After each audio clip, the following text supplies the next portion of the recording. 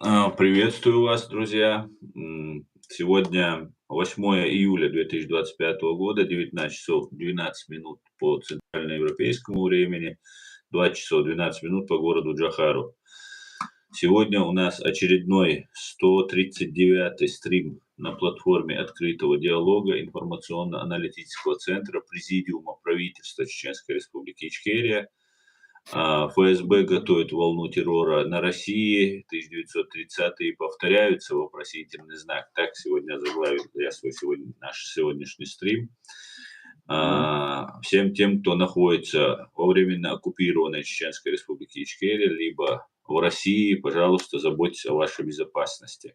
Стрим у нас идет на официальной странице Президиума правительства в Телеграм и на этом YouTube-канале. Передаю слово Аяду Идигову. Аяд, вам слово. Машвойло. Маршхилда, салам алейкум, хами махвой, та'ано шимата мадувей, така юки гаски мата холча, ацарна перевод еш хатыш хлчтон бог бербел иштувей. Добрый вечер, дорогие друзья, братья и сестры. Значит, ситуация такая, что мы видим, в мире происходит вот это нагнетание террора, нагнетание вот этой подпольной борьбы за влияние.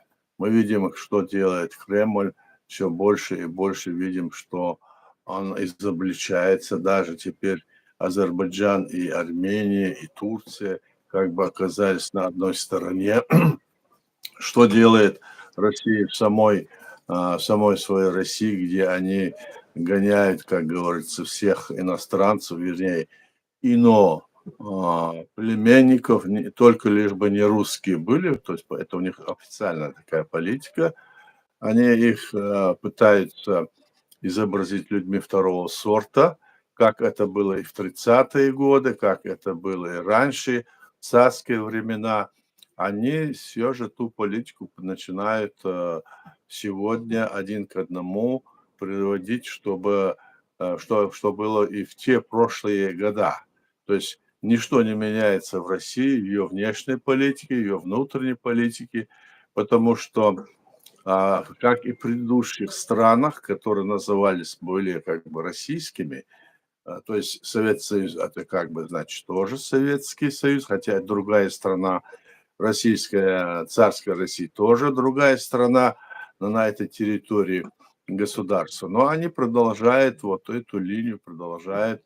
Вот что они с азербайджанцами делают, что они с чеченцами, пытаются даже детей, вот мы говорили, и ночи, то есть царь хаяхшел, политики, وين دعلا وين محكن دعلا وين ناخن دعلا خيش قوم ناخن دعلا رسي يامشو политик о белглуёшю и политик мой эльча халхал цер моссу эд спачалши халхал Совет Союз цултаха царской России цера сига хеттуна хадош до цер ахдер даже и царь вайн цах лилин умду зачистка олш إذا تسجل دينا حال دينا شبع قباشر шердоч хеттюнс хадошло. Так что это политика, которая проводится царской России и до сегодняшнего дня, скажем, со стороны этого имперского правительства, она ничто не меняется. Они делают все для того, чтобы захватить чужие территории. Главная их цель, чтобы они могли сидеть у власти и передавать эту власть из рук в руки своему окружению или семье своей. Мы видим это на примере и Чечении, оккупированной, как там одна власть передается другому, если будет передаваться, то есть по наследству, как бы. Вот такая ситуация происходит, и нет сомнений в том, что остальной мир, что бы там ни делал, скажем, Вашингтон, как бы он там не говорил, буду, не буду, я имею в виду Трампа, президента, все равно, значит, остальной мир в целом против того, чтобы эта империя начала вести вот эти вот свои действия, которые очень ущербны для народа. Почему это так? Потому что люди видят, как бы то ни было, люди видят, что если это где-то происходит, что это может быть и завтра с ними произойдет. Простой человек смотрит на это очень просто. Вот и они там это делают, и здесь они это будут делать. И с нами они могут это сделать, независимо от национальности даже. Вот только вот русский народ, так называемый русский народ, который вот оболванен полностью, ну и то не все, конечно, здесь нельзя говорить, что все русские, они тоже в основном оболванены этой средством массовой информации, телевидением, интернетом, и все, что это есть. Сегодняшняя ситуация, она взрывоопасная, мы говорим. Вот взрывоопасна тем, что мы никак не можем, значит, наблюдать за тем, что это имперская Россия, это диктаторские режимы в мире, они все жестче и жестче наступают на, скажем, на те принципы демократических государств. Мы против этого, потому что мы свое государство построили как суверенное демократическое государство. Поэтому я думаю, что мы сделаем такой ход. Коротко я сейчас скажу о том, что происходит в мире примерно. Мы знаем, что Трамп, президент Соединенных Штатов Америки, наконец-то пришел к такому заключению, что он будет давать Украине оружие. Хотя до сих пор говорил нет, нет, нет. И уже все как бы здесь очень удивляются, чуть ли не обвиняют его в том, что он чуть ли не агент Кремля. Вот до такого дошло. Хотя, по моему мнению, Трамп хотел договориться с Россией о, значит, бизнес-план, как бы, значит, построить, а эта война ничего, они замолчат и все такое. Мы видим, что Путин не собирается с ним строить бизнес-план. У него бизнес-план, скорее всего, с этими диктаторскими режимами. Он, конечно, опасается, что если эти диктаторские режимы Китая и другие от него отвернутся, им будет как бы крышка, грубо говоря.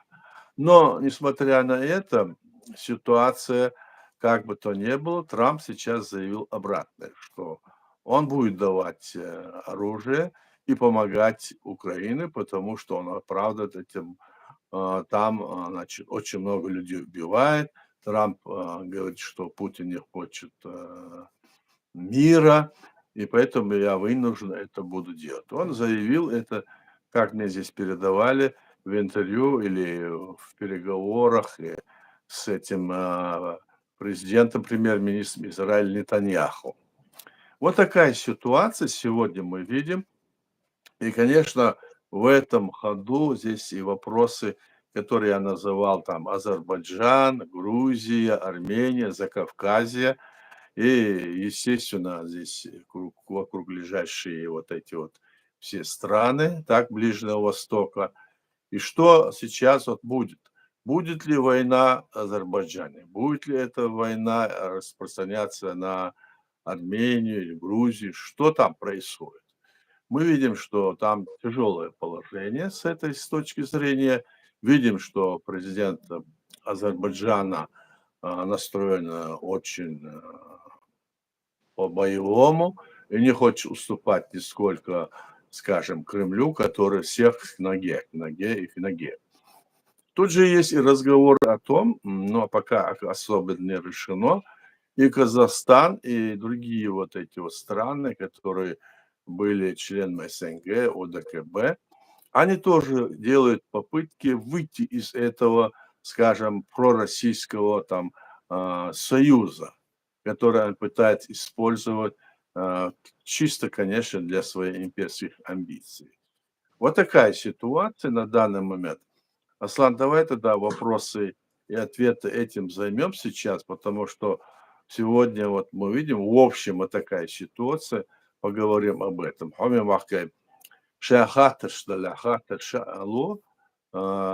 Цунах шайн хиет шдар ал, уэнц ахдоч хола халяцна диц, арахдар дицудовой масома ашхат чанжок урду, хиет шдар ардовой. Баркалшун.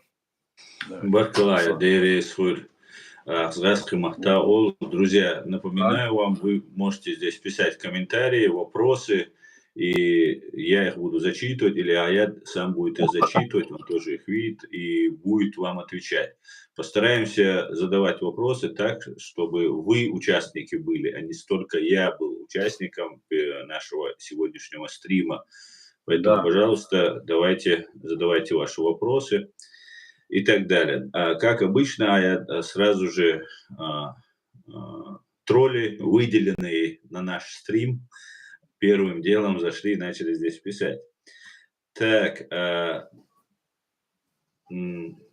сейчас здесь я видел комментарий от Асламбека. Что пишет?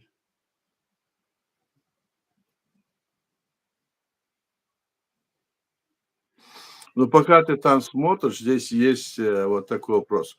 Трамп много уже чего наговорил, и сейчас это балаболство.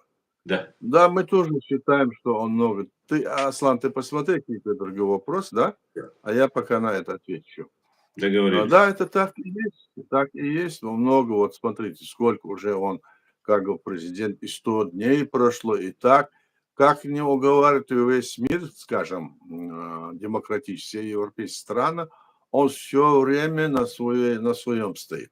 Но в конце концов он вынужден был сейчас пойти на вот эти шаги, и мы будем надеяться, что это будет в пользу, скажем, Украины и в пользу того, что мы с вами думаем. То есть Украина будет освобождена, и, естественно, это будет направлено на то, чтобы решать проблемы остальных государств, которые оккупированы.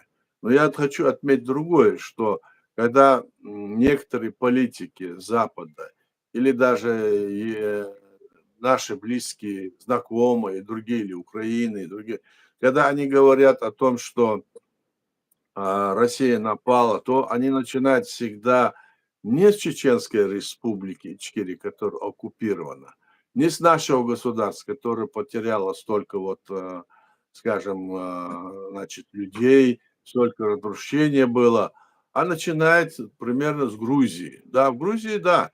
Ну а почему не говорят о Чеченской республике, Ичкерия, которая оккупирована?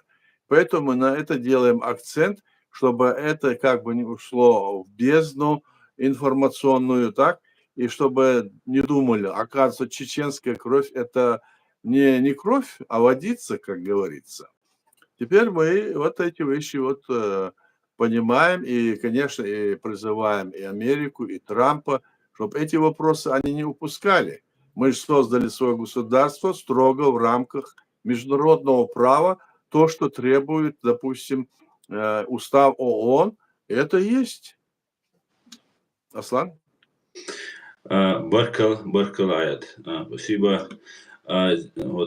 Путин всегда зачищает пространство, чтобы усидеть у власти для сохранения своего режима и убийства людей. Как вы считаете, вы согласны с этим, Аят? Ну, это да, мы об этом же говорим. Оно так и есть, да. Он готов усидеть, цель у него такая, чтобы усидеть у власти. Не только это во всех империях они сидели и ходили. Там вот происходили революции в 17 году, помню, а потом у них внутренние вот эти были, значит, перевороты всегда. В России это так, и никакие люди там, какой бы национальности не было, они готовы всех положить, как говорится, трупами везде по всем городам и площадям, но чтобы остаться у власти, потому что они понимают, что они преступники сами. Вот в этом-то и проблема, их проблема. А их проблема – это народов или народа, который проживает на этой территории. Да? Так.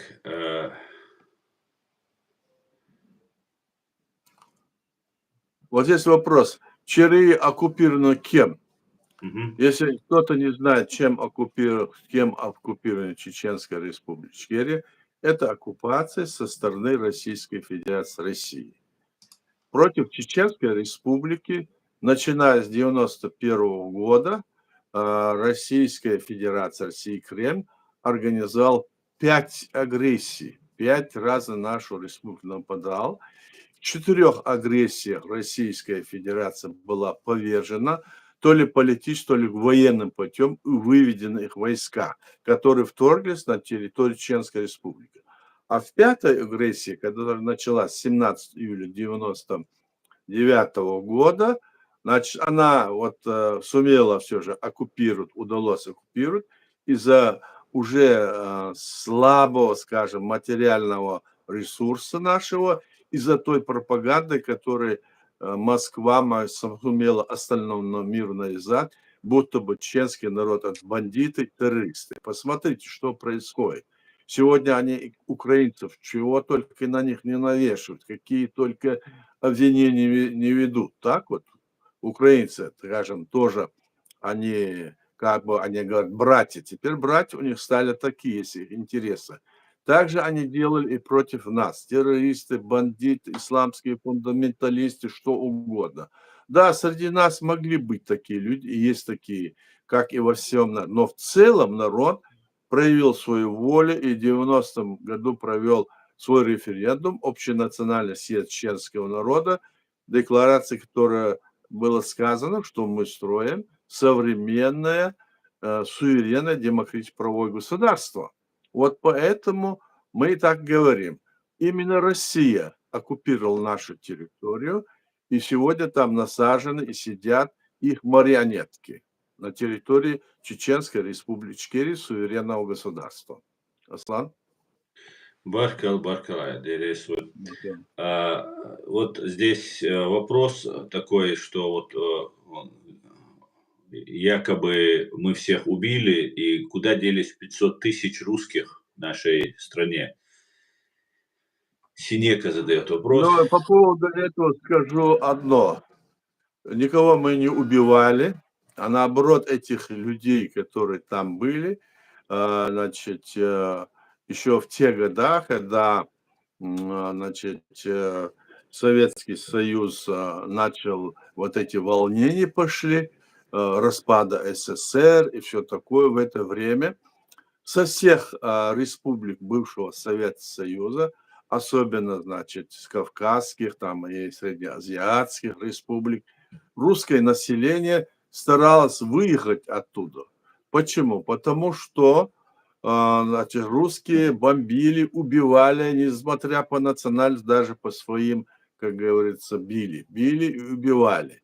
Убивали и наших. Но в основном население русскоязычное, я хочу сказать, с территории Чечении, значит, уехало. Уехало по причине того, что там нельзя было под бомбами находиться. Когда они тогда бомбили, чеченцы, даже многие русские брали свои семьи из города в Грозном, так, чтобы они были в селах, в деревнях, где меньше бомбили.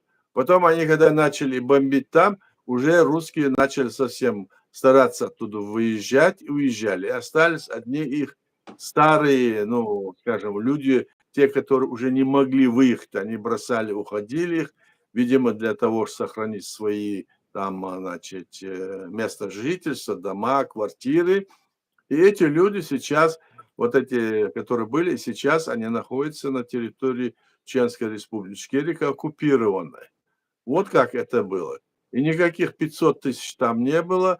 Там было около 300 тысяч русских к тому времени.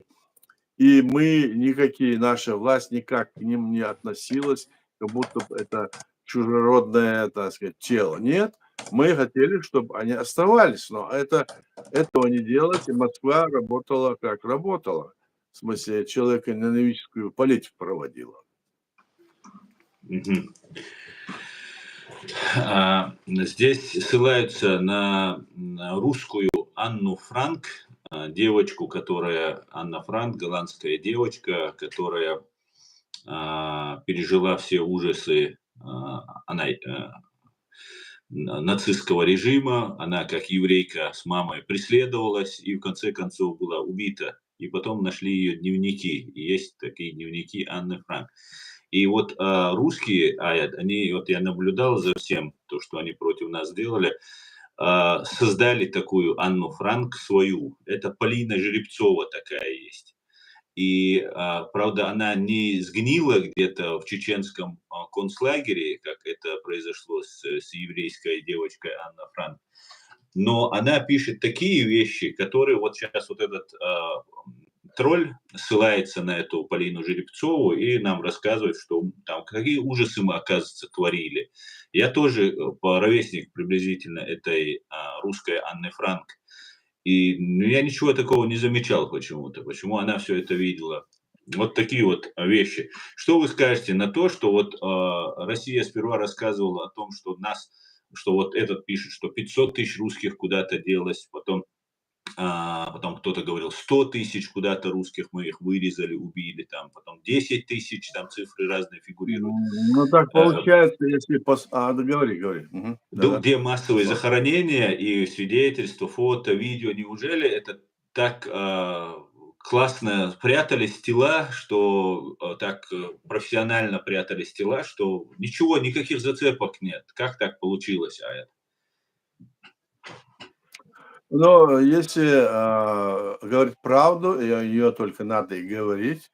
Конечно, на территории Чечни были и преступные люди, которые, значит, пользуясь мародеры, в этом нет сомнений. Они делали это, и если это даже и чеченцы. Даже я подвергся такой попытке, значит, прийти вот в семье моей, так? Мгм. И это было, да. Но в то же время сказать, что это было направлено такое действие против, скажем, русского населения. Нет, мы даже, можно сказать, что очень мирно жили. Эти русские, которые вот были вокруг нас, мы с ним очень мирно и добротно жили, никаких проблем у нас не было. Мы же можем сказать даже о том, что наш первый президент, он был, у него жена даже русская была, так сегодня вдова Алла Дудаева. И не надо эти вещи говорить, кто бы там ни говорил. Это невозможно было, это не была наша политика. Наша политика была в том, чтобы могли жить мирно и с Россией. И с ней мы проводили тоже такую политику.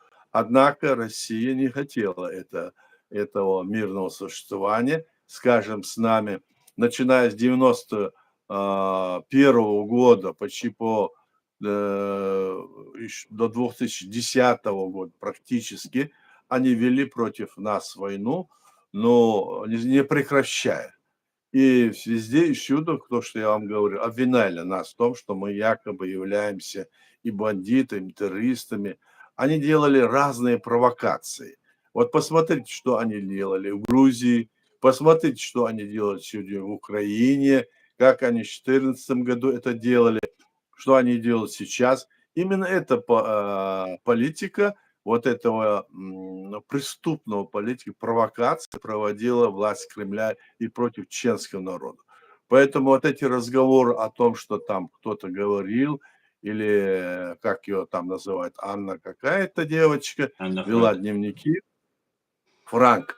Это, конечно, она, если там была девочка, что она могла, эта девочка, там какой-нибудь случай, может быть, и был, но мы не отрицаем, что мы там полностью. Среди каждого населения и мира, и людей есть какие-то преступные элементы. Действительно, тогда было много, значит, разных бандитов, которые Россия высылала и засылала к нам даже из нашей национальности. И они потом проявили себя, что они были агентурой российской.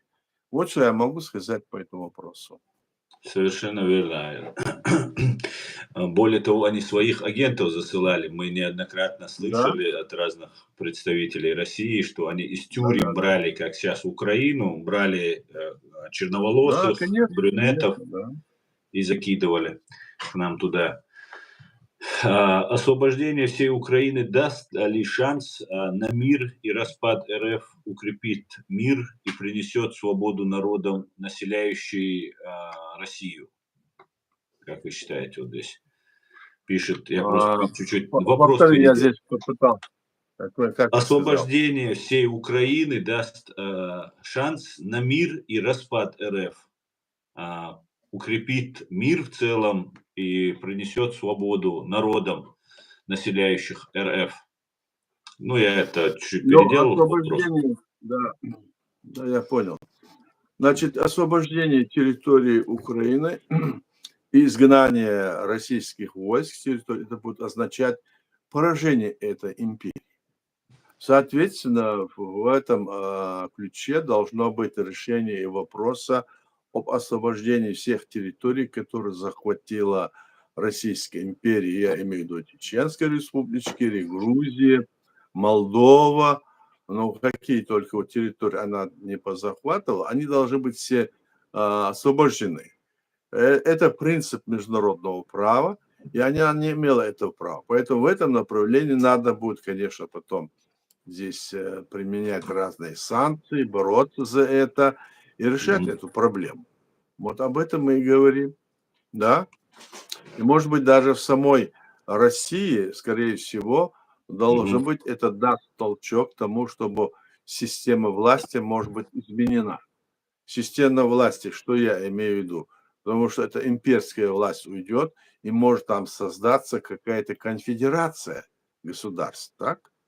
Вот у Соединенных Штатов Америки там, да, или другие там, по примеру, допустим, вот земель в Германии, или где-то как в Швейцарии. Что такое вот, но чтобы оно было не человекононистическое, а демократическое, человек мог бы там свободно решать свои проблемы в рамках действующего международного права и был бы защищен, не было политических преследований. Вот в чем вопрос.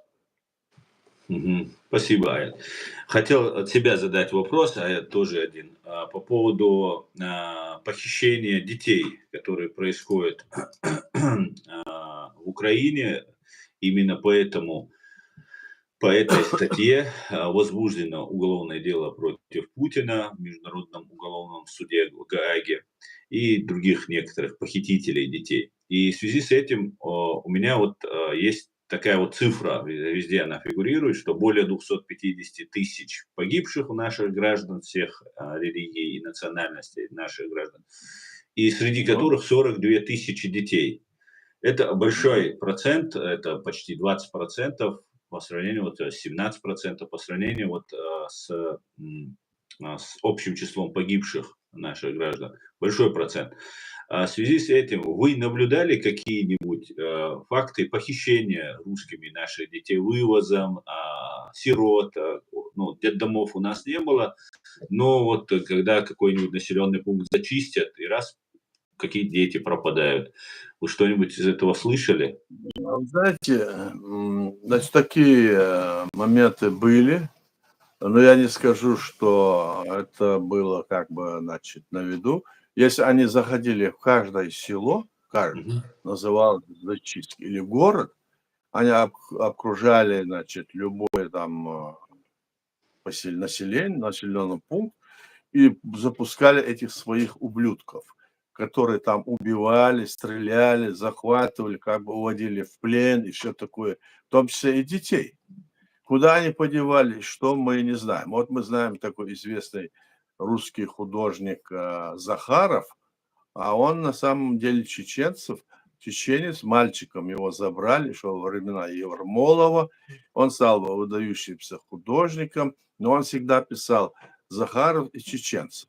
Это было, да. Но мы говорим о том, когда в 97 году, в 96 году первая, значит, война, вот так называемая первая война, это была 4-я агрессия. После этого, когда мы запрашивали у наших населенных пунктов, сколько человек погибло, в общем мы посчитали 125 тысяч человек погибло наших. Первую русско-чеченскую. Да, первую русскую, да, если так называют ее там. А это была 4-я агрессия. 4-я агрессия. А уже когда началась 2-я агрессия, 17 июля 99 года, после этого это настолько было, значит, яростная атака. Если вы помните, значит, на телевидении садились генералы российские, там на НТВ и другой, и говорили, что надо убивать их детей с 10 лет и до 65, они бандиты и все такое. Да, То есть они направляли свой удар и против детей, да. понимаете? Поэтому наши дети могут быть, мы тогда настолько были там в этой войне одиноки, мы один наш народ, миллион один наш народ, весь мир как бы против нас был, никто нас не защищал. Если защищал где-нибудь ОБСЕ или в Совете Европы или в других стран, вот там они говорили, решите этот вопрос малой крови, мы сожалеем, не будьте такими. Вот этими, как говорится, плоскими такими заявлениями остальной мир оставил нас наедине с этой империей, и мы гибли. И поэтому у нас остался только один ход. Или умереть, или, значит, победить. Когда ситуация сложилась таким образом, что мы больше не можем, у нас не было ресурсов ни человеческой, ни остальной мир не помогал.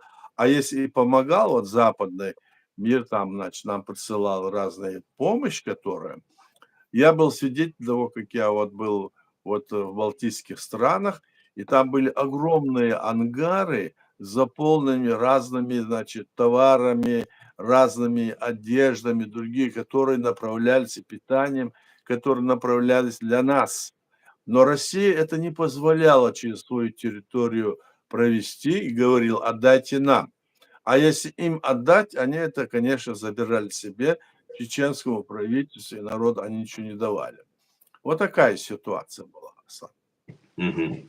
Баркалая, спасибо. Спасибо, что подтвердили вот мою вот эту догадку. Знаете, с последнее время много появилось разных бойцов, в том числе бойцов, которые откуда-то с России, вот эти по спорту, которые занимаются, и также вот эти разные блогеры в ТикТок там и так далее, которые вроде бы говорят на чеченском, но ведут себя абсолютно чеченские, как-то, ну, Да-да-да, как-то конечно, не конечно. похоже.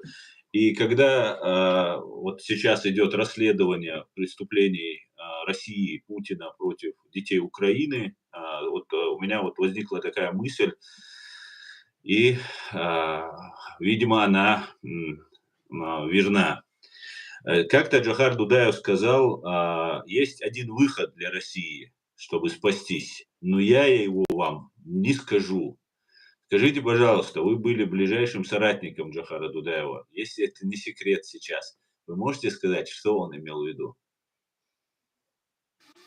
Но он не расшифровал это, то, что он говорил, но я думаю, что это было связано с тем, что выход один, что нужно сбросить эту власть этому народу, который был в России. Что Мгм. всем надо подняться и в конечном итоге быть человеколюбимыми, значит, добро должно восторжествовать, чтобы люди в России в конечном итоге взяли в руки эту, значит, власть и не позволяли. Вот это вот имелось в виду. В то же время он очень критиковал саму Россию за Мгм. то, что она такая непредсказуемая. Он говорил, я отношусь к России как к дохлому скоту. А вот население, которое могло бы, там были люди, которые, ну, лидеры были, там, называть их не будем, которые выступали против этой империи и Мгм. хотели изменить ситуацию. А когда им задавал этот вопрос, вот я когда, помню, задавал вопрос этому Сергею Адамовичу Ковалеву, ну Мгм. почему вот такая ситуация в вашей стране, в России? Он говорит, наш народ ничего не хочет. Прям его слова. Он ничего не желает. Он не хочет. Он поддерживает власть Кремля. Он поддерживает. Он ничего не хочет. Вот такая была оговорка. Но если это не хочет, значит, вы плохо действуете. Нет, мы делаем все, что можем, но он ничего не хочет. Вот ответ был такой.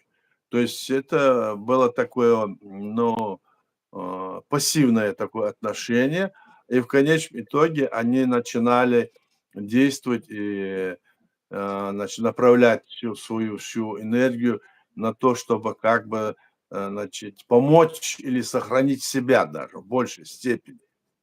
Вот здесь вот задает еще один человек вопрос, как Мгм. раз связан с этим, некоторый Марат. Он говорит, человеконенавистскую нацистский режим, вы нацистский режим с российским, как вы можете сравнить, вы в своем уме, нацистский режим нынешней нынешней Европы, вы таком никогда не смогли бы поговорить, если, а если говорите, ну, в общем, вот такой вопрос. Но мы в своем уме. Почему? Потому что мы отвечаем прямо вам. А вы сидите и прячетесь, ваше лицо нет. У вас нет никакого ума и не смелости сказать, что есть. Мы не готовы умирать ради этого мордора, как его, или как этого преступного режима. Поэтому мы выступаем и здесь, и в других местах, и говорим.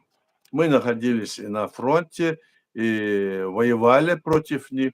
В частности, я возглавлял, значит, политическую нашу работу в Госкомитете обороны и был председателем парламента нашего. И мы эту работу вели и ведем и сегодня. Поэтому мы в своем уме, да, мы понимаем, но от того, что он такой мордор, такой вот слон, а я должен как бы, значит, или люди должны прогнуться и стать ему на колени, нет, этого не будет. Наш народ к этому не приучен. Почему? Потому что во все времена в нашем народе, отличие от других народов, которые вокруг нас проживали, там кабардинцы или дагестанцы, которые имели князей, рабов. А вот наш народ чеченский, он никогда, вот из истории посмотрите, у нас не было ни князей, ни рабов. У нас было равноправное общество. Решение любого вопроса у нас происходило, мягко, это совет страны. То есть избирался, скажем, образом парламент, и этот парламент выносил решение, что будем делать, и в этом направлении действовали. Вот в чем причина в отношении такой жесткого отношения к чеченскому народу. Фактически чеченский народ стоит на демократических принципах своего существования. Каждый человек у нас считается ценным, каждый человек у нас считается гражданином, и за каждым человеком отводится его, соблюдать его право всем обществом. Вот такой. И каждый раз через определенное время у нас избирался вот этот совет страны, который, значит, делегировался от всего общества, от определенного количества, и туда входили некоторыми. И это менялось поочередно. Вот, допустим, 5-10 лет пройдет, 10 нет, меньше, насколько я знаю это. Они меняли, они могли это поменять даже в течение 1 года. Вот такое общество, из которого состоит чеченский народ. Аслан. Благодарю. Вот Баванятка, наша белорусская зрительница, задает вопрос. Ну, во-первых, салам алейкум, говорит. Живе Беларусь, Баванятка. А вот сможет ли Украина все-таки загнать Россию под плинтус, чтобы она распалась? Это вы отвечали, ну вот наболевший вопрос. Украина сможет, мы видим же, вот уже 3 года почти, больше, да, идет война, и Украина очень стойко защищается. Украинский народ, ее армия, они ведут такую активную войну, которую они не ожидали. Они же хотели за какие-то несколько дней прийти и в Киеве уже маршировать. У них это не получилось. И сегодня тоже вот в Курской области украинцы это зашли туда, захватили, они до сих пор не могут ее освободить.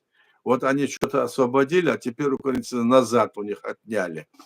То есть фактически они ничего не могут сделать на своей территории, даже пригласив туда северокорейских солдат или других, так, для них это было бы как бы, ну, скажем, основанием говорить, что вот мы и знали. Они не могут это вот сделать. То есть и в то же время пытаются нападать и расширять свое владение на территории Украины. Украина их не пускает. Но когда вот у них нет оружия против современной войны, у них нет возможности достаточной дать им отпор без этого оружия, без, значит, изготовления или получения снарядов. Украине трудно, но в то же время Украина очень сильно, значит, стоит на своих позициях, его народ на этих позициях, и не собирается им сдавать свою страну. Поэтому, я думаю, недалек тот день, когда Россия со своей армией уберется с территории Украины, и тогда уже будет видно. Да, она сможет загнать этот режим, я имею в виду, режим, который существует сегодня в Украине, может загнать под плинтус таким образом. Я так думаю, Аслан. Баркалайд. Айд, вот по поводу событий, которые сейчас развиваются между Россией и Азербайджаном, у меня был вопрос, который хотел бы вам задать.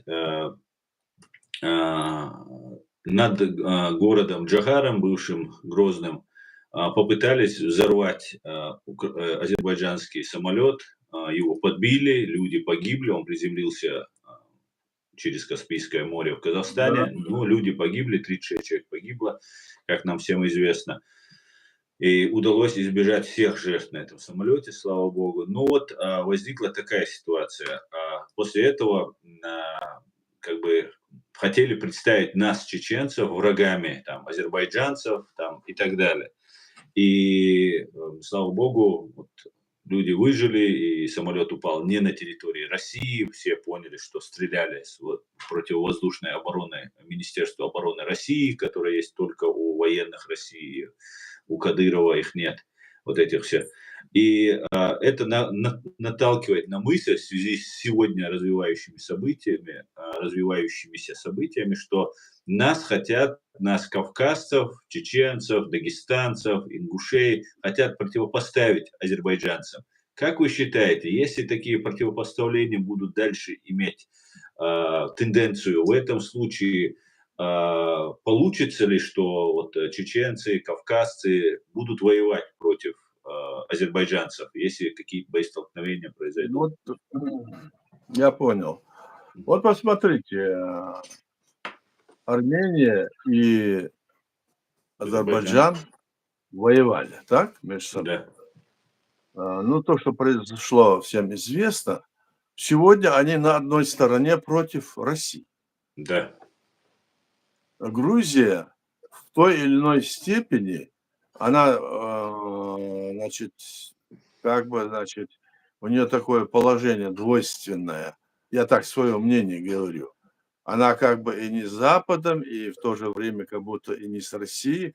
Народ против империи российской, а власть как бы является такой вот непонятно в этом отношении. Скорее всего, с Россией. Хотя открытого такого заявления это правительство Грузии не делает там открыто. Поэтому если вот этот момент, который сейчас ты говоришь, они пытаются разыграть, это будет очень тяжело сделать, потому что и народы, которые сегодня находятся в составе Российской Федерации России, ну даже те же чеченцы, которых насильно заставляют идти на фронт против Украины, так? Хотя они не хотят многие, потому что если не пойдешь, то может быть так, тебя возьмут, посадят, а потом там в тюрьме тебя могут забить. Его посылают, чтобы он спастись, может пойти и в Украину. То есть вот такая ситуация. Такие моменты и присутствуют, и возможно такое. Но это очень неправильно с точки зрения даже этих людей, которые идут на фронт против Украины. Это мы не приемлем. Мы считаем, что это есть пророссийская, античеченская позиция. И нельзя туда идти на фронт. Но они все говорят, мы идем, потому что вот так и вот так нас заставляют, нас хотят убить, нас преследуют. Так оно и есть. И мы знаем об этом, Асан, с тобой, насколько эта ситуация такая.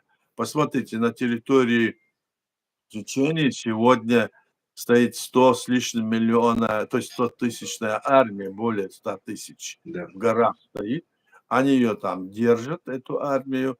И почему они ее не используют против Украины? Потому что вот там Чеченская республика, она взрывоопасна, они боятся. То есть эти 100 тысяч, то есть 150 тысяч войск российских удерживая, тем самым подспудно чеченский народ сегодня делает то, что, значит, эти войска не идут в Украину. Вот так можно сказать.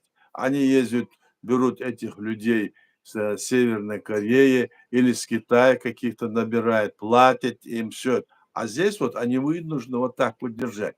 Разве такие вот, скажем, количество войск стоят в других местах, скажем, ну где это стоят по всей России, как, допустим, в Чеченской Республике? Нигде не стоят.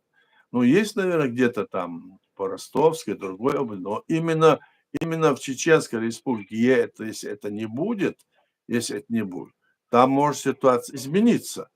Вот в чем дело. То есть своим присутствием, своим внутренним содержанием этот народ, хотя его так и пытается загнуть, поставить на колени, все равно Россия понимает, что в любой момент это может измениться. Вот что могу сказать. А может ли случиться так, что, например, российские войска, например, сделают вид, что они как бы выходят с Кавказа, с территории там, и нас натравят на Азербайджан, на Армению, на кого-нибудь? В таком случае у них, ну, как будто вот их местные князьки, например, это будут все делать. Или же без российских войск никаких шансов. Да. Я думаю, что этого не может быть, потому что мы все время с Азербайджаном были в очень дружеских отношениях, так, Да. и с Грузией в том числе. Мы не враждуем и с Арменией, мы знаем многих армян, которые жили на нашей территории, сейчас нам они известны. В целом ситуация такая, что нас всех пытается столкнуть и сверху наблюдать, чтобы и потом прийти миротворцам, как они пришли, скажем, в Карабах, вот миротворцы пришли, держали там то все, недовольны эти, все поняли, в чем дело. И сегодня, если вот такая ситуация, то я думаю, что это не произойдет. В глубине, как говорится, подсознания, в политике этих государств и народов нет того, чтобы они между собой воевали. Они только в команде, скажем, Российской империи. Они шли на Кавказ, допустим, один народ калмыки или другие там, или буряты, они брали их и направляли убивать чеченцев. Ну и вот прошлые войны, которые были, и они были, эти люди точно так приходили к нам и убивали наших людей. Да. Так что им после того, как их изгонят, скажем, с Кавказа, они не смогут ничего как-то влиять в этом направлении. Хотя они будут стараться это делать. Они будут всякие провокации делать, вот как они с этим самолетом.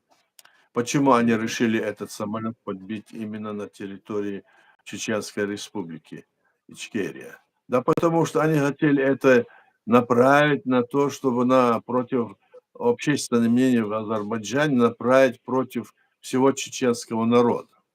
Но они это поняли, же, Ильхам Алиев и все это правительство поняли, что Да, это понял. неправда.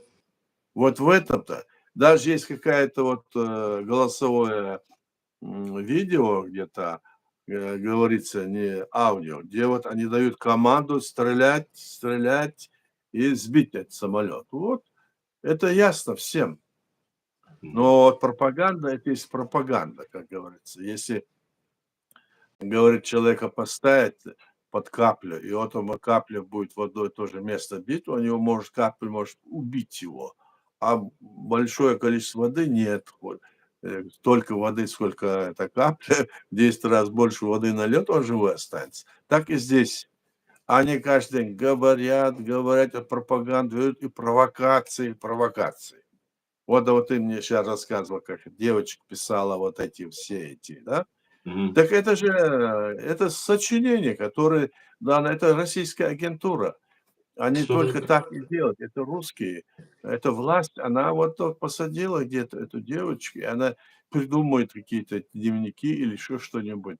Это не единичный случай, мы об этом знаем. Так что мы так к этому относимся.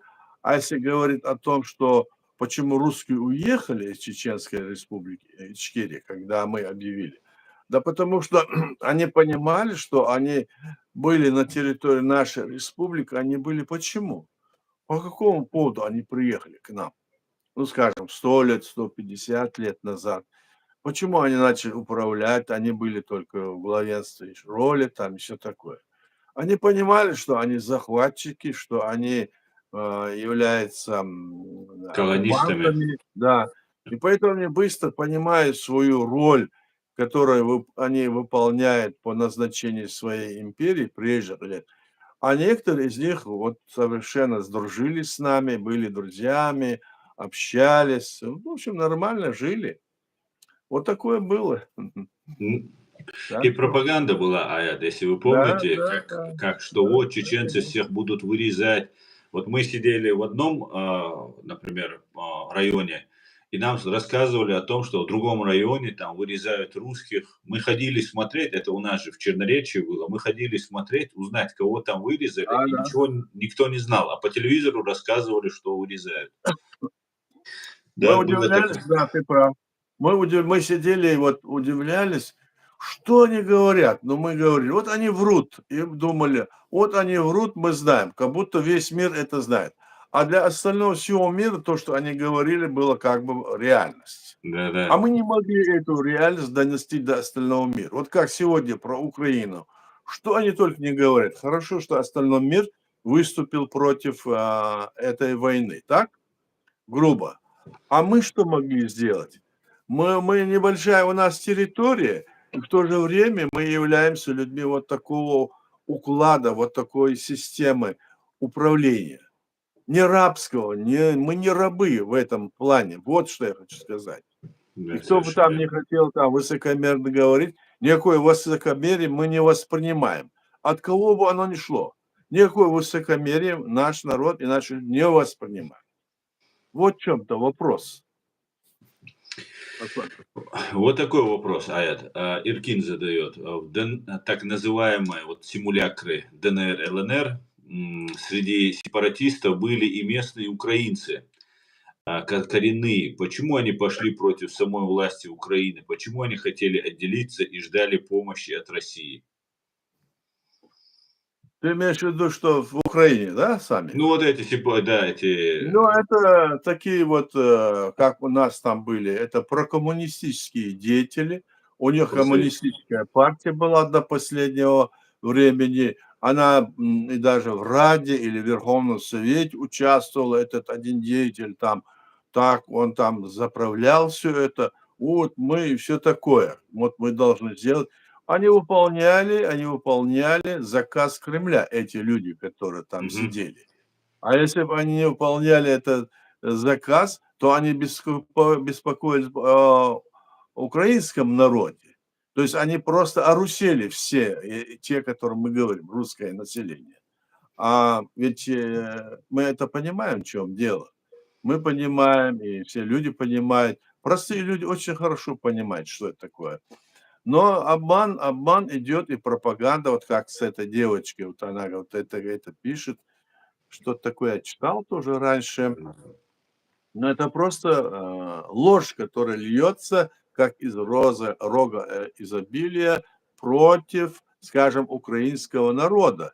Ну, это было и против чеченского народа, чё-то они говорили, против грузин они говорили это, против Молдавии они будут говорить, против кого угодно они это будут говорить. И вот такая ситуация. То есть управление в этим вопросах, информационная пропаганда находится у них в руках. Я вот припомню, в 99-м или 8-м, сейчас дату не помню, я ездил в Москву с нашей делегацией, и встречались мы там с властью. Мгм. Мы заодно выступали на "Эхо Москвы", выступали, значит, на телевидении НТВ. И вот там была такая ведущая Сорокина такая. И вот когда я ей рассказывал, что вот вопрос задавай, я отвечаю и говорю: "Вот такой-то, такой-то вопрос". Она грубо меня пыталась остановить и говорит: "Нет, об этом не будем", или еще что-нибудь. То есть они, когда им логические вещи обоснованно говоришь, они не воспринимали это. Они потом говорили, что когда я уехал оттуда, они какую-то клевету на меня не наговорили, там в своих газетах писали. Так что это имперская власть, которые там сидят во власти, их информационная вся команда, это прорусская, их проимперская. Их остальная вот эта команда, которая во власти допускается, если они будут выступать против, их тут же убирают, убивают. Порой их убивают не потому, что они, скажем, против, скажем, нападений на Чеченскую республику, Ичкерия, к примеру говорю, а потому что между ними своя идет борьба еще, борьба. Вот был такой Щекочихин, известный всем. Этот Щекочихин был ярый противник чеченской независимости, а теперь, когда его там убили, они между собой, у них межклановые, то они говорят, вот он защитник чеченского народа был, все такое. Нет, это неправда. Мы хорошо знаем, кто он такой. Я много раз с ним встречался, видел его отношение к нашему народу и его статьи, посмотрите его статьи. Это ярый был против нашего государства. То есть они между собой спорили за власть. Вот в чем. Эти вещи тоже, они имеют такую многогранную такую... Но они это все выдают, что они были вот такими, мол, защитниками чеченского народа. Вот в чем дело. Все скидывают туда, а это было их скажем, клановая или межпартийная борьба. Руслан? Мгм. Благодарю. Сгрей пишет, СМИ Украины готовят общество, что война будет в долгую. Как вы считаете, в Украине война затянется еще дольше, чем уже вот более трех с Но половиной лет здесь длительности? я в прошлый раз говорил, вот, значит, делегация Европейского Союза во главе с КААС, там, который возглавляет Министерство, значит, внешней политики Европейского, они были в Китае, и их министр иностранных дел заявил, что в целом, в общем, высказано было, об этом потом еще говорил Рютель недавно, говорит, вот я слышал, он тоже выступил, сказал, что, оказывается, вопрос вот нападения это России на Украину, это было одобрено Китаем. Мгм. Это их министр иностранных дел заявил. Он сказал, якобы, если мы, значит, не дадим возможность продления этой войны, это для нас хорошо. Если эта война закончится в скором времени, то тогда Америка и Запад переключатся против Китая, и мы не сможем Тайвань забрать, и мы хотим, чтобы эта война, ну, значит, ослабила обе стороны, скажем, Запад, Украину и Россию. И тогда у них будет. Вот откровение вот такое было. Очень даже возможность, вот такой вариант существует, потому что мы видим, если бы сегодня Китай не поддерживал бы Россию, сегодня никакой вот поддержки не было. И Северная Корея там воюет и поддерживает, скажем, Путина, потому что Китай их поддерживает. Мы же видим, Китай посылает туда разных своих граждан под разными там причинами. Они находятся там, воюют против Украины, и есть уже пленные китайцы. Ну, корейцы мы знаем. И теперь они еще хотят, и потом оружие, все такое, все идет, в принципе, оттуда. Это диктатские режимы. В то же время интересен тот момент, что как это, эти народы, вот эти страны разного религиозного там уклада. Там Иран, там Китай, Северная Корея, и они достаточно мирно уживаются. Значит, вопрос не в религии. Вопрос в том, что и религию используют для того, чтобы решать собственные проблемы тех людей, которые находятся у власти этих стран, прикрываясь и религией в нужный момент. Вот что это такое. Мгм. Слава, вот такая ситуация, насколько я понимаю. Барка, друзья, пишите комментарии, вопросы. Если вы увидите какой-нибудь комментарий или вопрос, который вы посчитаете интересным, пожалуйста, тоже ответьте. Вот наш сегодняшний стрим ФСБ готовит волну террора на России, 30-е повторяются. я обозначил именно так, потому что сейчас обсуждается тема о передаче тюрем и конвоирования, возможности конвоирования ФСБ. Раньше у КГБ это все было отобрано, ну, как бы в рамках либерализации и демократизации это все делалось, и как бы соблюдения международных стандартов. И в итоге сейчас все это возвращается. Как вы думаете, Россия готовит волну террора и репрессий, вот в связи с этими новостями? И повторится ли 30-е годы прошлого века? Но мы видим, Аслан, что это сегодня прямым ходом, так вот, под прикрытием эта ситуация есть. Посмотрите, где только нет этого террора, где только они не устраивают. Они вот и в Дагестане, и на территории Чечни пытались столкнуть это. Они пытались это делать и с Арменией, и с Азербайджаном. Это же происходит и в самой России, там в глубине, в Татарстане. Посмотрите, ну, это кругом, значит, вокруг и да около эту работу они ведут. Межнациональное столкновение им необходимо. Они считают, что должно быть так, чтобы все знали, что виновата не власть преступная, которая сидит, а виноваты вот эти, скажем, разные народы, которые среди нас проживают. Они вот, допустим, азербайджанцы, у них какое-то там сообщество, они 25 лет назад кого-то убили, к примеру, я говорю. Это как пример, я говорю. А так это относится и в отношении дагестанцев, чеченцев, или, да, возьмите другие национальности, которые особо там татар или башкир. Там это тоже так же может быть, если оно так не в прессе не сильно озвучивается, но кругом эта работа идет. Да, постоянно вот этот геноцид фактически по ликвидации этих народов. Посмотрите, они убрали в этих республиках, которые они к себе вот взяли, да, захватили фактически, они национальный язык они в школах убрали. Только русский и все. То есть Да, все да. должны стать русскими. Вот в чем дело. Так что эта работа идет, может быть, не прямо открыто, как в 39-е там и раньше годы, да, а она потихоньку идет, посмотрите. И потом благословно было к тому, чтобы вот, допустим, местные национальности женились на русских там, или на русскоговорящих, на разных национальностях. То есть тогда они больше становились более, значит, ну, приверженные к власти действующей. И им благополучием в первую очередь предоставлялись и должности, и благо, все. Это было нам известно всем. Мы же знаем об этом. Вот в чем дело, Аслан. Да? Мгм. Спасибо.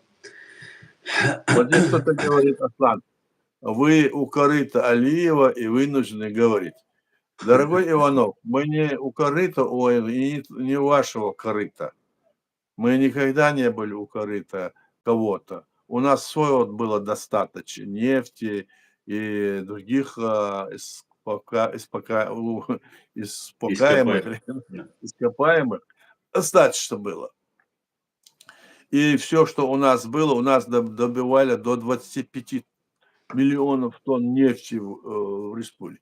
И они там варварским образом все это выкачивали, варварским образом, так? И все это, значит, эти скважины, все просто они были заглушены, потому что дальше это из-за варварского метода ее добычи. Потом они перешли, конечно, на другие места, где они этот нефть добывают. У нас не было такой необходимости, и не надо говорить. Это вы сидите у корыта Алиева, не Алиева, а у корыта Путина, от него что-то требуете. Или вы агентура российская, ну или имперцы, какая разница. Вот так что вот такая ситуация. Вот только что пишет, чеченцы никогда не забудут чечевиц 1 и 2 чеченцев, когда нас высылали. Да, мы не забываем это, мы знаем, что было там. Вот все говорят, там было выслано 400 тысяч человек, а на самом деле было выслано около 1 000 000 человек, чеченцев. Да. Около 1 000 000. А Вернулись это из Казахстана около 400 тысяч человек. Из них около 100 тысяч это были вновь рожденные. То есть сколько людей они убили в февраль месяц, месяцами, там, вагоны, там, убивали в ходу, 70%. топили, сжигали.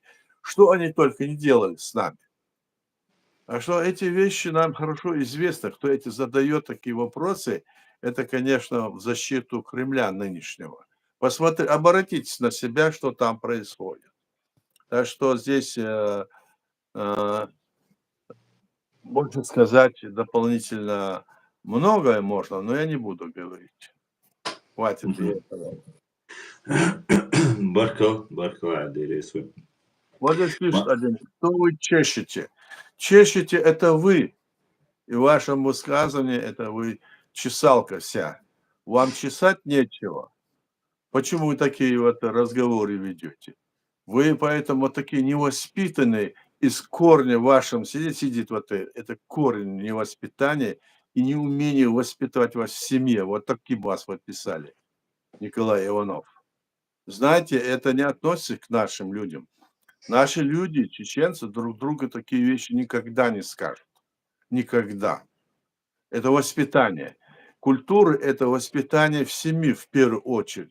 Как они себя ведут, как они могут, значит, взаимодействовать. Старший, младший – это воспитание оттуда. А не от того, что, значит, поднял шашку, мы заберем, мы весь мир захватим.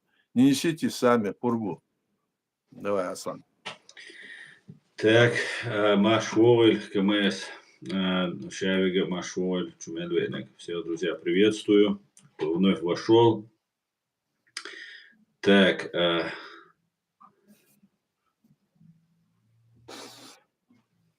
вопросы. Есть вопрос еще?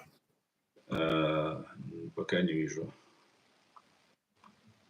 Хочу, чтобы читать вам вопросы.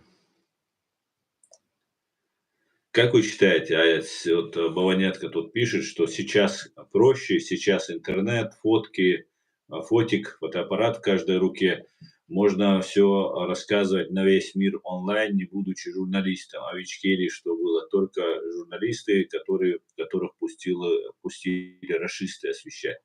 Как вы считаете, сейчас проще, Аят, или тогда вам было тяжелее? Нет, да, вот хороший такой вопрос. В те года, в 90-е годы, да, не было такого. Не было такого, как сегодня. Никто не мог ни интернета, ничего, ни связи. У нас электричество все повырубалось вовсюду, так? И были разные, если был у кого там чемоданчик какой-то там у власти, так, все. И к нам приезжали очень много вот этих корреспондентов зарубежных. Они были, но в основном многие из них были агентурой даже одновременно и российские, мы это понимали, так? И сейчас, когда все это появилось, и мы можем говорить, но это не значит, что на территории самой Чечении есть возможность это говорить. Если даже там сейчас, посмотрите, мы же знаем, если ты где-то что-то сказал не то или то не запрещено, да, то тебя могут прийти арестовать и посадить. Мы же знаем об этом. По 5, по 7 лет дают. Вот ты в интернете кто написал. За этим четко следят. Они же следят, вот власти, вот они взяли это под контроль себя. Они не могут ничего сказать. А если скажут, они будут вот так вот наказаны. У них есть другая агентура, которую они высылают здесь на Запад. Они сидят там под видом блогеров, как будто они там это защищают то ли религию, то ли еще что-нибудь. Прямо они не могут говорить, что они защищают Кремль, так, или марионеточный режим, или против марионеточного режима что-то несут, чтобы себя выиграть, как будто бы защитник чеченского народа. Это не так. Они должны говорить не об этом и должны стоять, если они, скажем, на стороне чеченского народа, они должны защищать ту политику, ту линию, которую избрал наш народ в 90-м году, и в рамках современного мира, современного международного права, и в рамках конституции нашего государства, а они совершенно отошли этой основой и всякую там несут чушь. И это понятно, всем должно быть понятно, что это пророссийская, проимперская политика, которую проводят даже некоторые люди нашей национальности на Западе. Это надо понимать.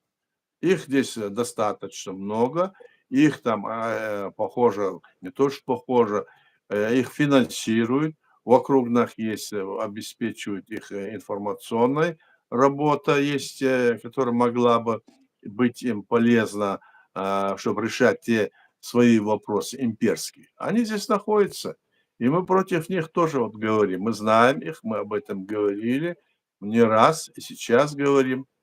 Вот такая ситуация, Слава. Спасибо, Аят. Здесь вот справедливость и уважение задает вопрос по поводу причин депортации. Вот здесь скажите причину, ну, депортация после того, как вы сейчас сказали, что почти 70% у нас погибло, это трудно назвать, это был геноцид под видом депортации, и не чеченцев, потому что чеченцы, мужское население, были на фронте, а женщин, детей и стариков. Скажите, пожалуйста, Аят, причину депортацию женщин, детей и стариков чеченских и ингушских во время, после уже практически окончания Второй мировой войны, и когда советская Красная Армия находилась уже в Европе и освобождала уже его, или Ну, захватывала я Европу. Значит, причина депортации, скажем, о той причине, которую выставил Кремль, ну, скажем, Москва. Они сказали, что мы предатели и что мы, чеченский народ, на стороне Коня фашистского подарили режима. Гитлеру. Да, коня подарили, и все остальное, что угодно. А на территории Чеченской республики, тогда Чечено-Ингушской республики, не ступала нога немецкой армии. Да. Вот вам ответ. Значит, причина была совершенно в другом. Далеко идущие планы по изоляции и по искоренению чеченского народа, чтобы именно в этой войне они были убиты. Они сажали их в эшелоны, они хотели их посадить в эшелоны и в Каспийском море утопить. Но Да-да. когда они посчитали, что стоимость этой всей техники будет настолько тяжела для них, они решили выслать в Сибирь. Именно они это сделали когда? Не летом, а зимой. По всей этой дороге трупы чеченских детей все выбрасывались, то там в этих вагонах, где скот возили, они сидели там забитые битком, они не могли, допустим, если они ехали месяц туда, представьте себе, да, они не могли в туалет пойти, они какое-то делали себе там отверстие, огораживали, все должны были пойти в туалет пойти, сколько раз, скажем, ребенку человека надо, представьте себе. И все это. Потом они там тут же, а чеченцы такие люди, что они не могут себя там открыть, вести. Некоторые прям, у них, вот я знаю случаи, которые мне рассказывали, что у них в желудке, там еще так болезнь тут совершалась, они там надрывались, их тут же просили там, чтобы их выпустили, они их выпускали и тут же уходили и расстреливали. И таких случаев, и потом это в сугроб и уезжали. Вот так они убивали наших людей, вот так они себе. А причина была в том, что на территории Чечни была германская армия, и мы стали предателями. А как могло быть случиться так, что если на территории Чечен-Ингушетии не было и ноги немецкой армии, а как мы его? Представьте, вот вам и ответ весь. Да-да. Причина была их политической, их политического противостояния. Они хотели, чтобы именно чеченцы, они считают, есть народ, который будоражит, так скажем, все, что есть на Северном Кавказе. Они начинают. Почему другой народ там не выступил, допустим, на Северном Кавказе, а вы выступаете? Так я объяснил вам, почему. Потому что мы не привыкли быть рабами. И рабами не будем. То, что сегодня происходит, это временное явление, потому что они вынуждены, наш народ вынужден в такой ситуации находиться. но все равно из этой кабалы они выйдут.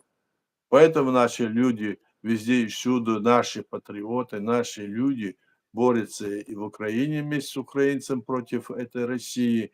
Они будут бороться против России и в другой любой стране пойдут туда. Так что вот такая ситуация.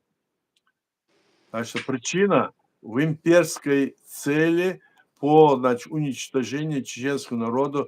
И они хотели нас, и вот последние вот эти войны, они перед началом этой войны запланировали. Есть специальные документы. Наш первый президент приводил это в пример. И эти документы видел я сам, в которых написано, что нужно все население, значит, вывести там Саратовскую, другую Оренбургскую, дальше и дальше. Вот он там все перечислено, все население. А потом в другом скажем, нужно завести население, русскоязычное имеется в виду. Мы-то хорошо понимаем. Так что вот такие вещи делают. То есть они хотят изничтожить чеченский народ, убить его с его характером, с его сутью. Вот в чем вопрос. Мгм. Аслан? Спасибо, Аят. М.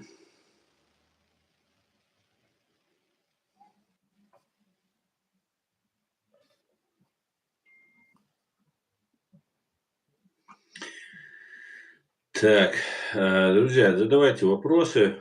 Не вижу я тут больше вопросов, даже от наших.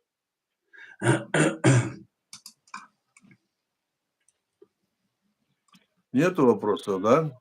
Не вижу, нету, не вижу. Аят Вот с здесь вот уважением. кто-то Как пишет, есть, вот здесь да? пишет один человек. Говори, Аслан, говори, если есть вопрос. Давай. Ну вот здесь к вам обращается Буря, Аят с уважением. Как вы думаете, как себя поведет Армения при вводе войск армянское, или это все, чтобы напугать Армению? А с Азербайджаном все понятно, они не отступят. Ну, не поступят, ну, не отступят, наверное, хотел написать. Я не совсем понял, Аят, что вы поняли, что он хотел сказать, Буря? Ну, наверное, они думают, если, допустим, на эти Российские Азербайджан войска. ведут войска российские, да? В этом Российские случае Буря, а какую Буря. позицию займет Армения, да? Армения. Да, наверное. Я думаю, что правительство Армении, их премьер-министр Пашинян это теперь хорошо понимает, и что они будут бороться против русских все равно. Они их как вот везде и всюду толкают их вперед. Везде посмотрите в российском средстве массовой информации, представители этого народа там сидят и все время ковыряют эту историю, обвиняют руководство Армении, называют. Они сами преступники, они предатели армянского народа там сидят. И потом они хотели совершить переворот там. Теперь мы видим, что правительство Армении объединилось, по крайней мере, они уже вместе говорят, они и с Турцией правительство объединились, и на вот это уже движение пошло в ту сторону. Турция – это член НАТО, мы уже Мгм. говорили, Азербайджан уже заявил, что они теперь на территории своей будут базу военную, натовскую строить, то есть они разместят там войска. Вот они Да-да. что получили. То они говорили, вот вы там на Запад, все там балтийские страны, там это уберите. А тебе вот тебе это не то, что убери, вот тебе под нос сейчас поднесли еще, будет, значит, база военная в Азербайджане. Вот что такое. Так что Армения, я думаю, будет дружественно относиться и Турции, и Азербайджану, и они будут вместе против этой имперской линии, которую проводит Кремль. Мгм. Так, а,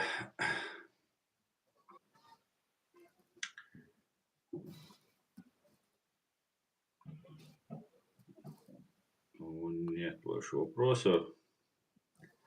Нет вопроса? Нет вопросов, Аят. А. Так, Подождите. Тут. М.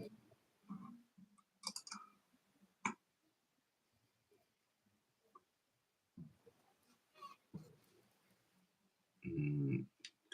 Урсула фон дер Ляйен назвала ультраправых марионетками России.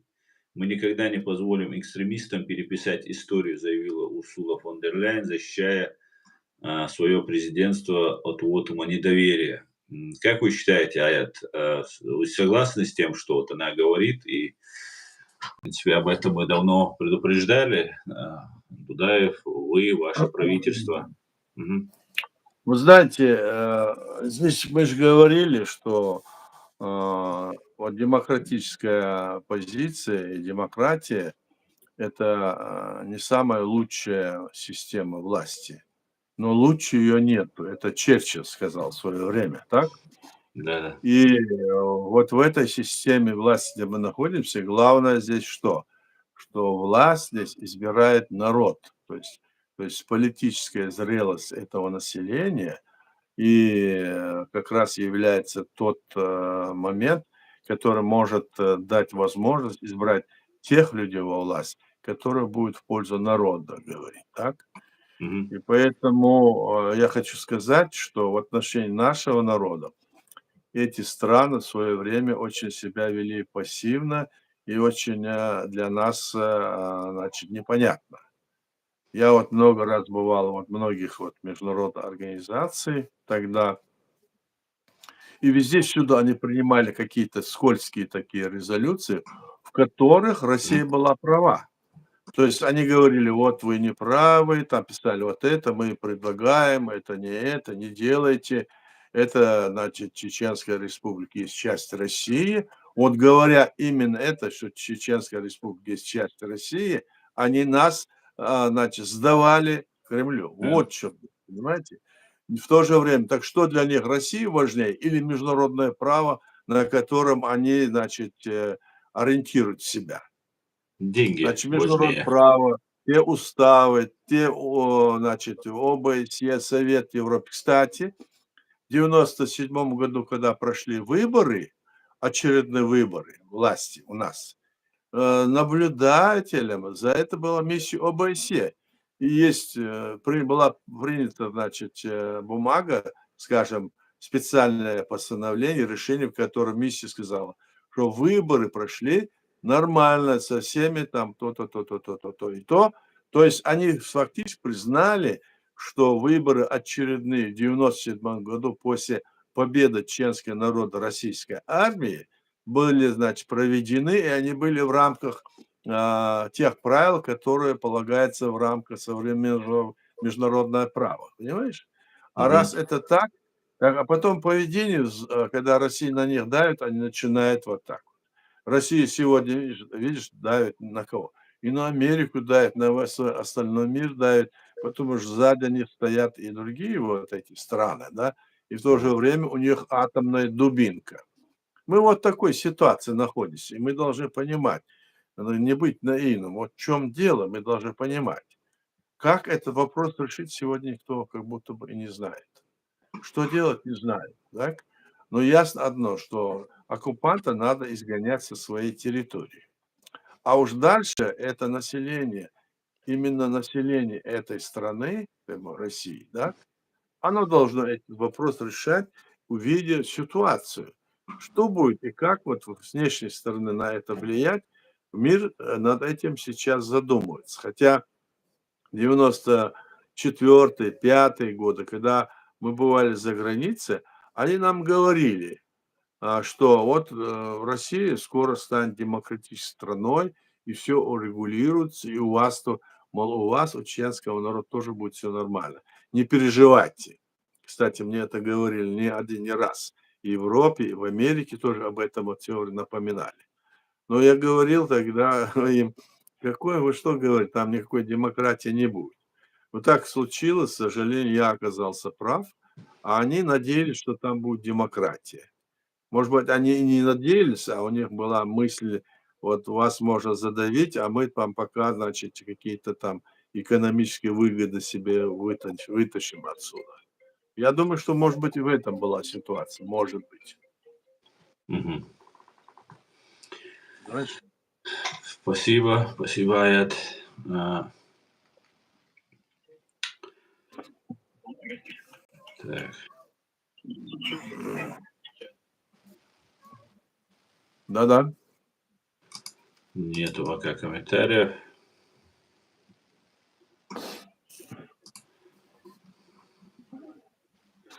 Нету комментариев, да? Ну, если нет, тогда посмотрим. Вот здесь кто-то пишет: привет из Киевской области. Уверен, что Бог на наша Украина из-за Ичкили. Да, я тоже с этим согласен, Аслан. Я тоже себе помогаю немножко. Э, Ну, здесь какие-то про какую-то Марьям Гацаеву. Я тебе или Украину все-таки загнать под плинтус. Кто его знает? Ну, мы уже говорили на этот вопрос.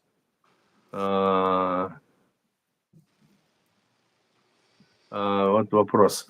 Россия может проиграть войну и не задействовать ядерное оружие, спрашивает тут кто-то, да?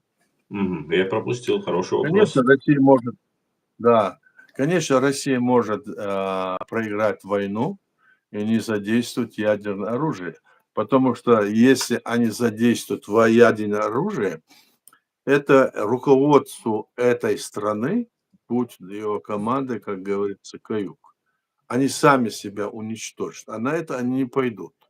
Поэтому при проигрыше войны они будут искать пути, как выжить, чтобы их семьи выжили. Я так думаю, Руслан. Мгм.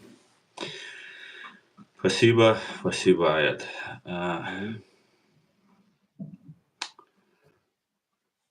Друзья, есть еще вопросы? Задавайте.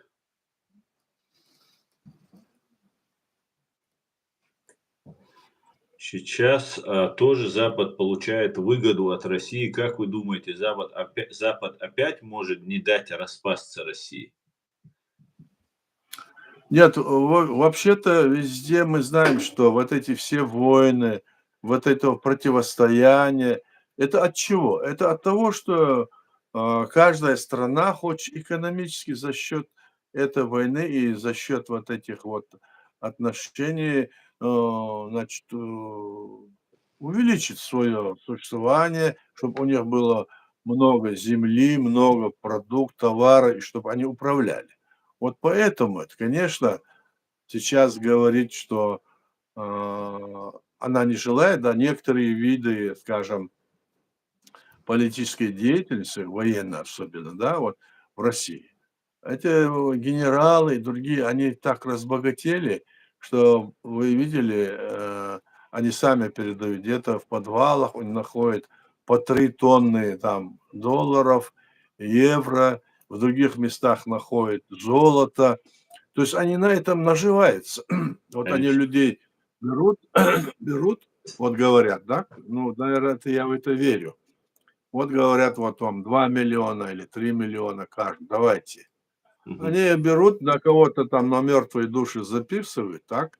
Он и так мертв, они на другого записывают и берут себе эти деньги. Скорее всего. То есть те люди, которые заинтересованы в этой войне и сами ничего теряют. И такие есть. А межгосударственные, здесь это тоже на перспективу, и в данной ситуации тоже участвуют, потому что они хотят свои там военные а, планы как-то увеличить, там, показать себя, участвовать в этом деле. Они в перспективе надеются на то, что они победят и сохранят свою власть, да? Я так думаю тоже. Благодарю. Здесь Тру пишет, не опасаются ли свободные ногчи на Западе преследования со стороны российских спецслужб, которыми инфильтрирован весь мир? Но здесь опасаться не надо, это так и есть. Каждый из тех, которые сегодня находятся, допустим, на Западе, так, допустим, те, которые стоят на позициях своей страны, своего государства, народ, защищает свой народ, значит, ведет работу по деоккупации этой территории, политическую работу, правовую, они всегда, значит, их власть Кремля нацелена на то, чтобы вот ударить по ним. В этом нет никакого сомнения. А те, которые здесь сильно разгуливают, везде и всюду, сзади себя целый караван разных деятелей прикрепив, и наши, и на нашей национальности, как говорится, которые и информационном, и в другом плане, у них никаких проблем нет, ни финансов, ничего. И здесь, видимо, за ними наблюдают или просто к этому иногда поражаешься потому, почему все это так происходит. То есть те люди, которые стоят на принципах защиты своего государства и народа, они здесь больше подвержены, хотя это не открыто, не от власти этих стран, а от тех агентур, которые засылает Россия. И потом у них очень сильно развито была, а теперь вот ситуация такая, что против них есть какие-то меры принимаются. Это и в Украине, то есть и в Германии, и в других странах. Эти меры как-то, значит, будут, наверное, усиливаться, я так думаю. Благодарю.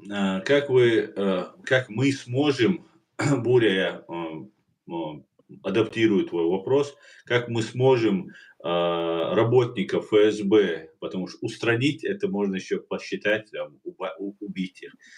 Как мы сможем работников ФСБ и любителей русни оторвать от власти в нашей стране, когда Россия по всему миру имеет связи? Как мы сможем без жертв вернуть свой мир, свою свободу? В любом случае этот мир не хочет нашего понимания мира и с нашими желаниями, а мы хотим справедливости. Кто задает этот вопрос? Буря, это наш постоянный подписчик, Буря. Он украинец или Нет, чеченец? он чеченец, он на наших взглядах чеченец. Ну, если бы он на наших взглядах, да, могу сказать одно. Если мы даже не сможем, мы должны бороться. Вот что надо. Все равно бороться за это. Если даже не сможем в данной ситуации, мы должны понять, дать, что мы не можем превратиться в рабов этих систем. Это не наша, как говорится, культура, это не наша, скажем, история. И мы должны с этим бороться. Ситуация обязательно изменится. Мы на это надеемся. Да, в мире все, что угодно мы видим, что происходит, научно-технический прогресс и все остальное, так? И даже есть такие политики, как Чубайс и другие, да и сегодня, которые говорили, что нельзя прокормить на земле, скажем, 8 миллиардов человек или чуть больше, надо уменьшить до 2 миллиардов, а остальные все должны быть уничтожены. Вот такое прямо открыто говорили. Это друзья Путина, которые сегодня где-то сбежали с России или специально уехали, чтобы какую-то политику проводить. А по данным, которые я читал, оказывается, и некоторые блогеры говорят, Земля способна прокормить даже сегодня 100 миллиардов человек. Поэтому эти вещи, они говорят, как мы сможем. Если мы не будем бороться за это, как мы? Ну, давай тогда превратимся в русских, давай тогда превратимся в другие национальности, давайте сложим в себя свою суть, скажем, мы не чеченцы, мы другие, сякой. Сможешь ли ты тогда глядеть в глаза своим братьям, сестрам, семье, матери или своим предкам? Нет, не сможешь. А как мы сможем? Значит, той борьбой, которую мы ведем, опираясь на ту международную политику, которая принята современным миром, опираясь на это, мы это должны вести борьбу. Сейчас мы об этом говорим. Мы должны готовиться и к тому, что будут и лихие года, еще более лихие, чем это. То есть у нас должна быть и своя армия, у нас должна быть и свои силовые там, и структуры, значит, которые будут заключать преступников, скажем, ну, в тюрьмы, другие судебные власти. Вот это все то должно быть тоже в охрану той позиции и той линии, которую наш народ принял. И это в рамках современного международного права. Если это право заложено, кто нам говорит, не делает это? Кто? Вот я был здесь в Европе, помню, один генеральный секретарь, с которым я разговаривал, из Страсбурге, он мне просто уговаривал, вот я как-то говорил, может, вы откажетесь от этого? Я смотрел, думаю, я его не понял, что ли. Он говорит, может, вы откажетесь от этого? Давайте не так, а давайте вот так. Вот так. То есть идет борьба в мире вот за справедливость и правду и ложь. А сегодня что происходит? Мы видим, что есть правда и ложь, вот как говорят, да? Они эту правду и справедливость убирают, берут только ложь, и эту ложь делят на несколько частей. Вот как здесь. Вот заслали себе разных агентов сюда, допустим, я имею в виду чеченские, да? Мгм. Вроде бы они сторонники нашей независимости, да? Потом они их делят на разные части. То одни, то вторые, третьи. И туда же пытается легитимную власть, которая есть от чеченского народа, делать одной из них и сказать, что мы одна из часть. Нет, мы не являемся никакой частью этих самозванцев, этих лгунов, этих агентов влияния Кремля. Вот так надо бороться, иначе ничего не будет. Спасибо, Аят. На этом мы уже более 1,5 часа в эфире. На этом предлагаю закончить наш сегодняшний стрим. Спасибо вам большое, Аят, за Давай, очень давай. интересные ответы. Если у вас есть что сказать или хотите ответить на что-то, Ну, не будем время отнимать тогда, Аслан. Извини. все Мы хорошо. будем потом отвечать. Да. Все, следующий стрим, напоминаю нашим зрителям, следующий стрим у нас состоится в субботу здесь, на этом же канале и на телеграм-канале Президиума правительства Чеченской Республики Ичкерия в это же время, стабильно, всегда в 19 часов по центральноевропейскому времени. Всего самого хорошего. Адикюэль Маш Ойль. До свидания, друзья. Адикюэль Аят. Адыгея,